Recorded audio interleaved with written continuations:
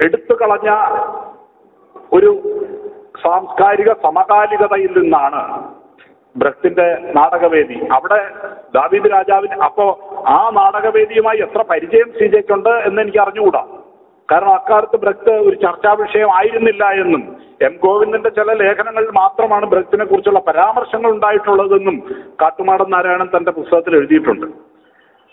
അപ്പൊ അങ്ങനെ, പക്ഷേ ഈ നാടകത്തിൽ ആ നാടകത്തിൽ നിന്ന് ആ നാടക സങ്കല്പത്തിൽ നിന്ന് ഘടകവിരുദ്ധമായ മറ്റൊരു ഗ്രീക്ക് ക്ലാസിക്കൽ നാടക സംസ്കാരത്തിന്റെ അടിസ്ഥാനത്തിലാണ് ആ മനുഷ്യൻ നീ തന്നെ എന്ന നാടകം രചിക്കപ്പെടുന്നത്. ആ മനുഷ്യൻ നീ തന്നെ എന്ന നാടകത്തിൽ ആ നാടകം ആണ് ഞാൻ നേരത്തെ പറഞ്ഞ പോലെ നാടകം ഒരു ദൃശ്യകലയല്ല, അതൊരു ദാർശനിക കലയാണ് എന്ന് ആദ്യമായി മലയാളത്തിൽ സ്ഥാപിക്കപ്പെടുന്നത്.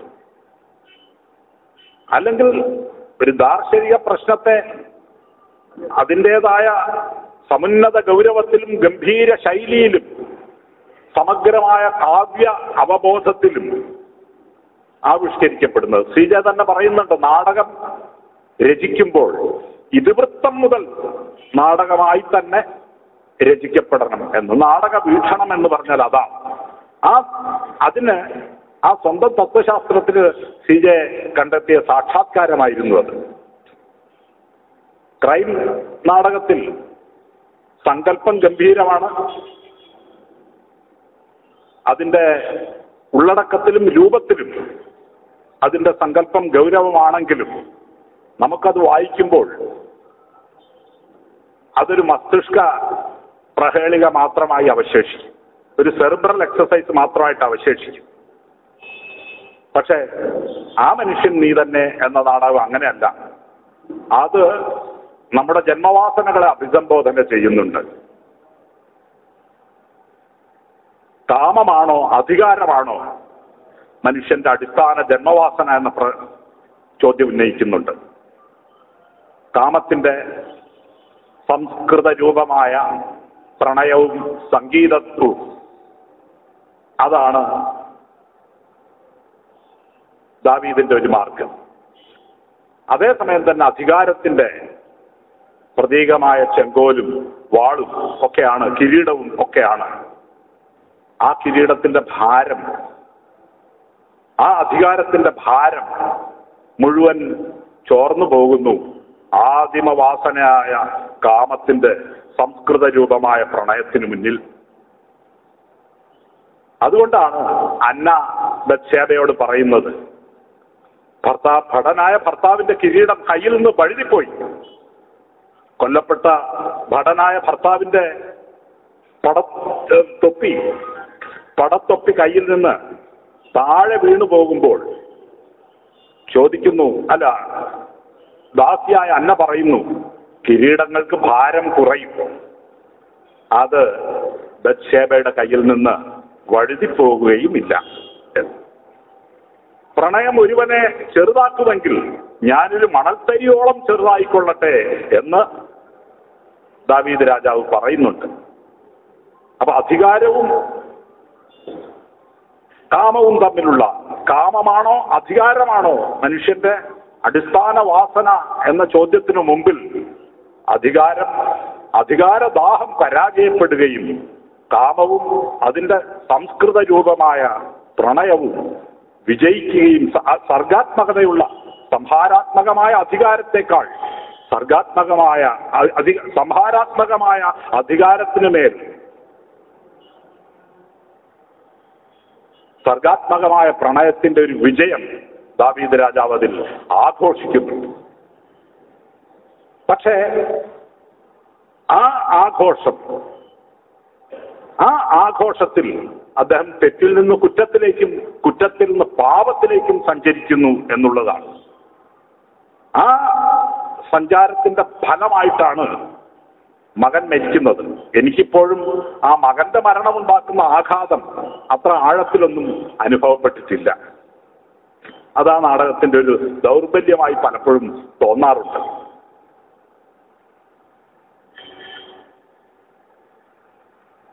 പക്ഷെ എങ്കിലും ഈ സംഘർഷം,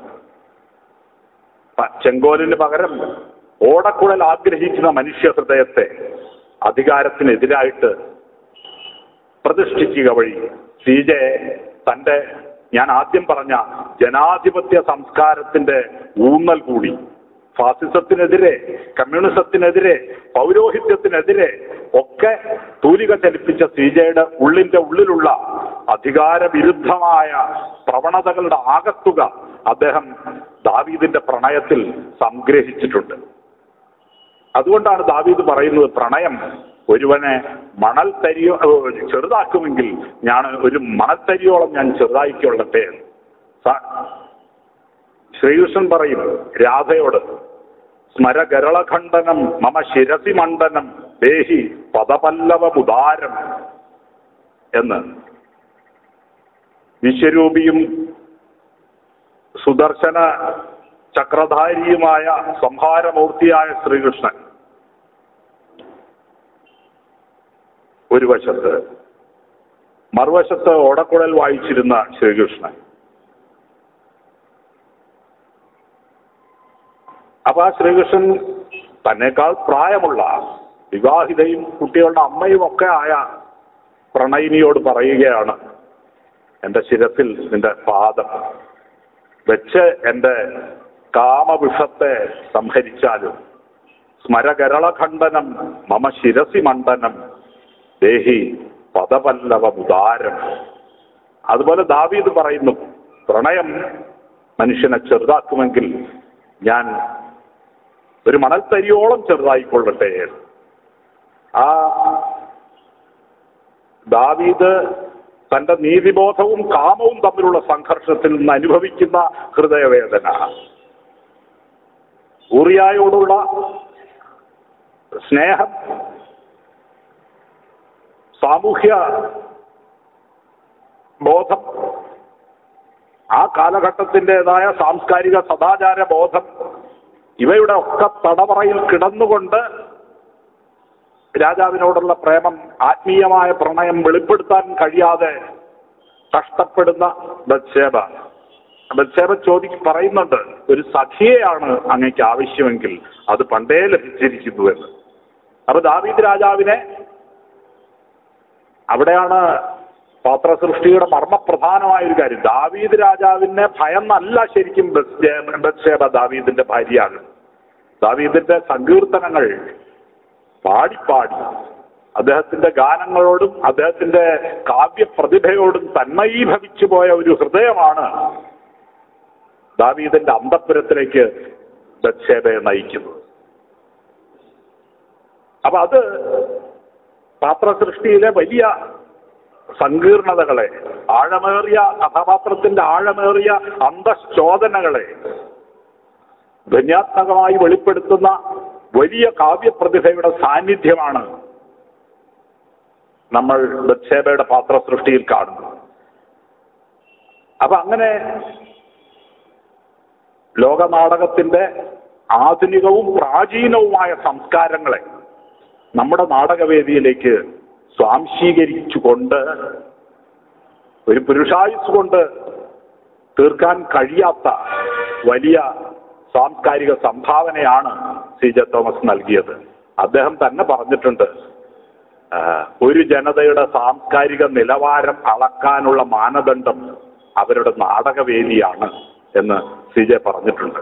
അങ്ങനെ നമ്മുടെ നാടകവേദിക്ക് വിശ്വനാടകവേദിയുടെ പ്രാചീനവും അർവാചീനവുമായ സംസ്കാരങ്ങളെ പരിചയപ്പെടുത്തുകയും ആ കാലഘട്ടത്തിലെ ഏറ്റവും പ്രാചീനമായ ഗ്രീക്ക് നാടകം മുതൽ ഏറ്റവും ആധുനികമായ മെറ്റാ തിയേറ്റർ അല്ലെങ്കിൽ ആന്റി തിയേറ്ററിന്റെ സംസ്കാരത്തെ വരെ സ്വാംശീകരിച്ചുകൊണ്ട് നമ്മുടെ രംഗവേദിയെ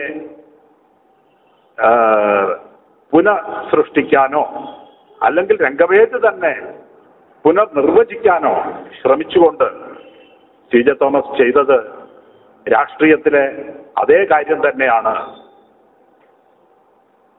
നമ്മുടെ സംസ്കാരത്തെ, രാഷ്ട്രീയ സംസ്കാരത്തെ എന്ന പോലെ നമ്മുടെ സൗന്ദര്യാത്മക സംസ്കാരത്തെയും ഉദ്ധരിക്കുക എന്ന ഭഗീരഥ പ്രയത്നം. അതിന് കാരണം CJ തന്നെ പറഞ്ഞിട്ടുണ്ട്, വിശപ്പും ലൈംഗികതയും പോലെ സൗന്ദര്യബോധവും ജീവന്റെ ഒരു ധർമ്മമാണ് എന്ന്. വിശപ്പും ലൈംഗികതയും പോലെ സൗന്ദര്യബോധവും ജീവന്റെ ഒരു ധർമ്മമാണ് എന്ന്.